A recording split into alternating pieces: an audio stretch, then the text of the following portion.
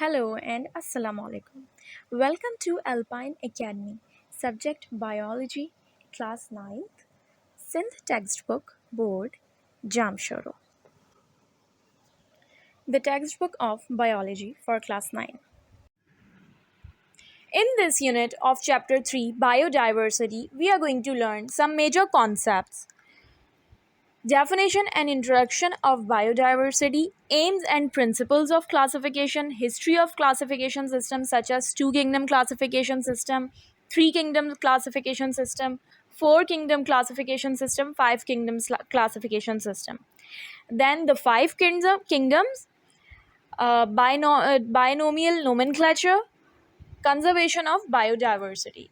These are the outcomes of the chapter biodiversity. अब चलते हैं problems associated to conserve biodiversity in Pakistan. Pakistan में ऐसी क्या प्रॉब्लम्स हैं जो कि बायोडाइवर्सिटी की कंजर्वेशन के आड़े आ रही हैं।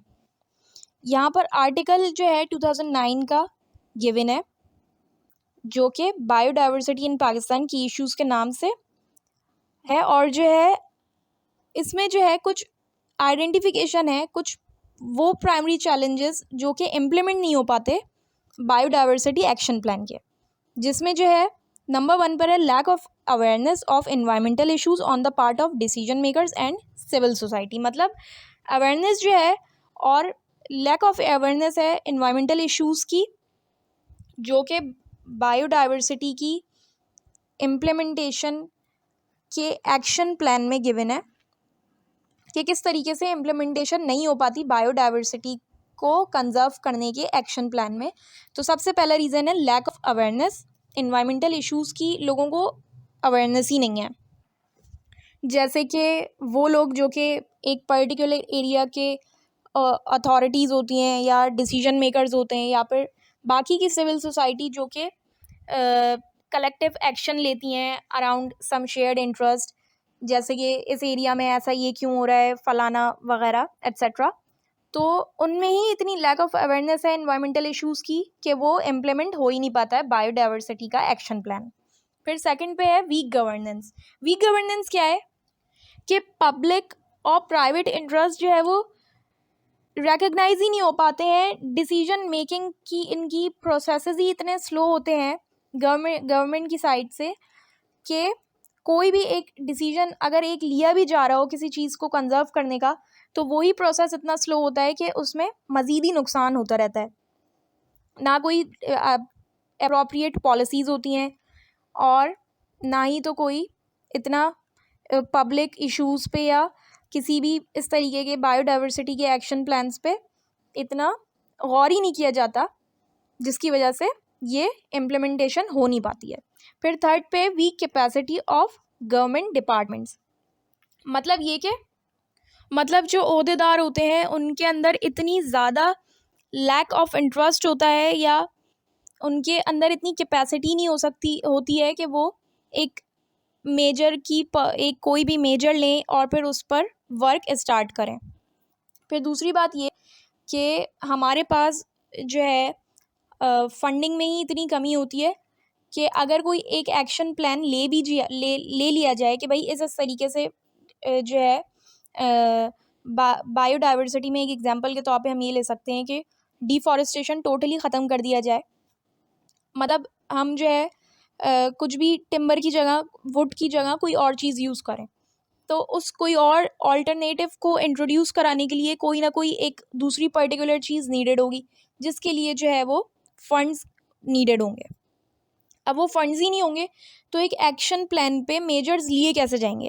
तो ये सारे रीजंस हैं जो कि प्रॉब्लम्स खड़ी करते हैं कंजर्वेशन में बायोडाइवर्सिटी की पाकिस्तान में, जिसमें जो है लैक ऑफ अवेयरनेस है इन्वायरमेंटल इश्यूज़ पे on the part of decision makers and civil society. Weak governance है, मतलब स्लो डिसीजन मेकिंग प्रोसेसेस हैं। Inability to conceptualise policy, मतलब किस तरीके से पॉलिसीज़ बनाएं, किस तरीके से उस पर इम्प्लीमेंट किया जाए। Lack of distinction between public and private interest है, जो पब्लिक को चाहिए वो प्राइवेट एसोसिएशन को नहीं चाहिए। मतलब इस तरीके से बहुत ही ज़्यादा डिसएग्रीमेंट्स हैं आपस में। वीक कैपेसिटी है गवर्नमेंट की डिपार्टमेंट्स में lack of individual capacity and incentives for performance और लैक ऑफ फंडिंग। तो ये जो है प्रॉब्लम्स हैं associated to conserve biodiversity in Pakistan. अच्छा, इंसानों की तरफ से इंटरवेंशन क्या है जिसमें बायोडाइवर्सिटी को कंजर्व नहीं कर पा रहे हैं और उसमें मसले पेश आ रहे हैं। International union for conservation of nature ने रिपोर्ट किया कि 75% ऑफ जेनेटिक डाइवर्सिटी जो है एग्रीकल्चरल क्रॉप्स की, वो that agricultural crops has been lost, और 75% ऑफ द वर्ल्ड्स फिशरीज उनको ओवर एक्सप्लॉइट किया गया है, मतलब उनको ज़्यादा से ज़्यादा इस्तेमाल किया गया है। और उसमें 1/3 ऑफ कोरल जो है वो एक्सटेंशन की तरफ आ गए। मतलब जो है 1/3 जो है कोरल जो हैं, कोरल रीफ्स जो होते हैं वो इतने ज़्यादा ओवर एक्सप्लॉइट हो चुके हैं कि वो अब एक्सटेंशन की तरफ आ चुके हैं। इन सब के बिहाइंड जो है एक ही फैक्टर है, वो है इंसान। सारी की सारी डिस्ट्रक्शन जो हो रही है वो नेचुरल वर्ल्ड में, वो इंसानों की वजह से ही हो रही है, इनकी ज़रूरियात की वजह से हो रही है, इनकी ज़्यादा से ज़्यादा की चाह की वजह से हो रही है। अब इसमें जो है एक पूरा टेबल गिवन है जिसमें इम्पैक्ट गिवन है ह्यूमन एक्टिविटीज़ का बायोडाइवर्सिटी पे, ठीक है, जिसमें अर्बनाइजेशन और इंडस्ट्रियलाइजेशन गिवन है। ये टेबल जो है वो पूरा नेक्स्ट उसमें गिवन है, जिसमें कम्प्लीटली एक्सप्लेन्ड है कि ह्यूमन एक्टिविटीज़ किस तरीके से प्रॉब्लम्स एसोसिएट करती हैं बायोडाइवर्सिटी की कंजर्वेशन में, और किस तरीके से ह्यूमंस ने तबाह बर्बाद कर दिया है बायोडाइवर्सिटी, और उनको किस तरीके से एक्सटेंशन की तरफ ले जा रही है सिर्फ एक फैक्टर जो कि है ह्यूमन, जो कि है मैन। और इनमें जो 75% जो जेनेटिक डाइवर्सिटी है वो एग्रीकल्चरल क्रॉप्स की है, 75% वर्ल्ड्स की फिशरीज़ की है, और 1/3 ऑफ कोरल रीफ्स की हैं जो कि एक्सटेंशन की तरफ जा रही हैं। For more details on remaining lectures, chapters and exercises of this book, please send us a message on WhatsApp number। ये WhatsApp number जो यहाँ पे mention है, यहाँ पे आप मैसेज कर सकते हैं इस बुक से या इस एक्सरसाइज से रिलेटेड कोई भी क्वेश्चन हो या क्वेरी हो, हम ज़रूर आपको रिस्पॉन्स करेंगे। इसके अलावा आप हमें ईमेल भी कर सकते हैं at alpineacademy@gmail.com। अब चलते हैं उस टेबल की तरफ जिसमें इम्पैक्ट ऑफ ह्यूमन एक्टिविटीज़ जो है वो गिवन है। सबसे पहले ह्यूमन एक्टिविटीज़ में आ रहा है हमारे पास अर्बनाइजेशन और इंडस्ट्रियलाइजेशन। अर्बनाइजेशन का मतलब और इंडस्ट्रियलाइजेशन का मतलब ये है कि ज़्यादा से ज़्यादा जो है फॉरेस्ट वगैरह हटाकर उसमें शहर आबाद कर दिए जाते हैं, क्योंकि हमारी पॉपुलेशन इतनी ज़्यादा इंक्रीज़ हो रही है कि अर्बनाइजेशन की ज़रूरत है। लोगों के पास रहने की जगह नहीं है, तो ज़ाहिरी बात है दरख्त हटाए जाएंगे, वहाँ पर घर बनाए जाएंगे, और इस तरीके से वो एरिया और शहर आबाद कर दिया जाएगा। इंडस्ट्रियलाइजेशन हमारी इतनी ज़्यादा यूज़ हो गई है इंडस्ट्रियल बेस्ड चीज़ों की, कि जगह जगह इंडस्ट्रीज़ बन रही है, उनका वेस्ट जो है वो पॉल्यूशन के तौर पे फैल रहा है, उससे एक इकोसिस्टम हमारा बर्बाद हो रहा है, और जो है डिफॉरेस्टेशन है फिर इसमें दूसरी ह्यूमन एक्टिविटीज़ में गिवन। अच्छा, अब जो है इसमें जो टेबल गिवन है उसमें सबसे पहले गिवन है अर्बनाइजेशन और इंडस्ट्रियलाइजेशन, फिर डिफॉरेस्टेशन, फिर पोल्यूशन, फिर ओवर हंटिंग, और उसके नीचे उसकी रीजंस हैं कि ये होता क्यों है।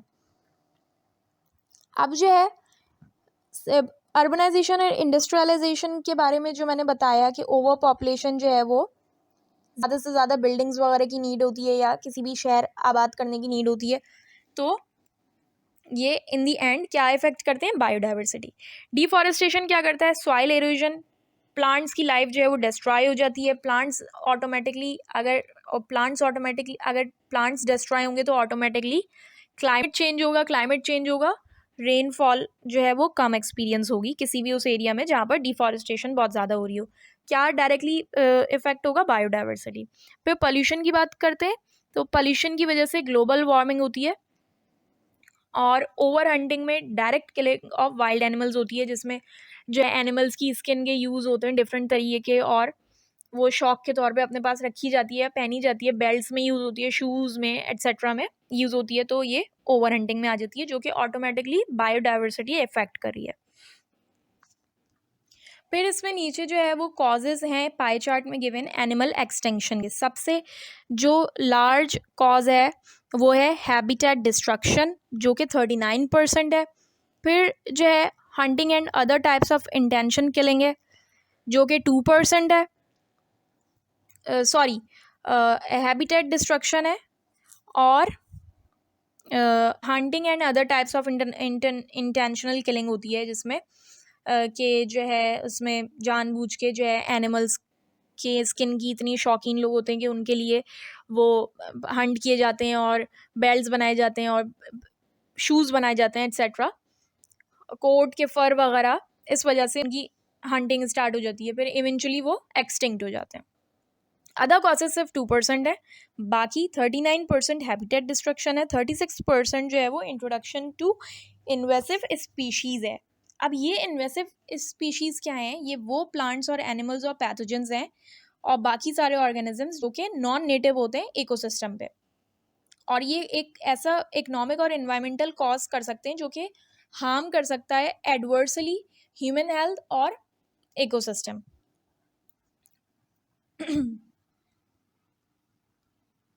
ये सारी की सारी पाई चार्ट में गिवन है और टेबल में गिवन है impact of human activities on biodiversity, जैसे कि urbanisation, deforestation, pollution, over hunting, habitat destruction, introduction to invasive species. इन सारी वजह से बायोडाइवर्सिटी बहुत ही ज़्यादा मुश्किल में आ चुकी है और हमें इसको कंजर्व करने के लिए ज़रूर कोई ना कोई मेजर्स लेने चाहिए। आपको कोई भी क्वेश्चंस हो इस चैप्टर से रिलेटेड या इस टॉपिक से रिलेटेड तो आप लोग इस ईमेल पे मैसेज कर सकते हैं हमें, या इस नंबर पे व्हाट्सएप कर सकते हैं, या तो फिर नीचे कमेंट्स बॉक्स में आप मैसेज छोड़ दें, हम ज़रूर जवाब देंगे। Thank you.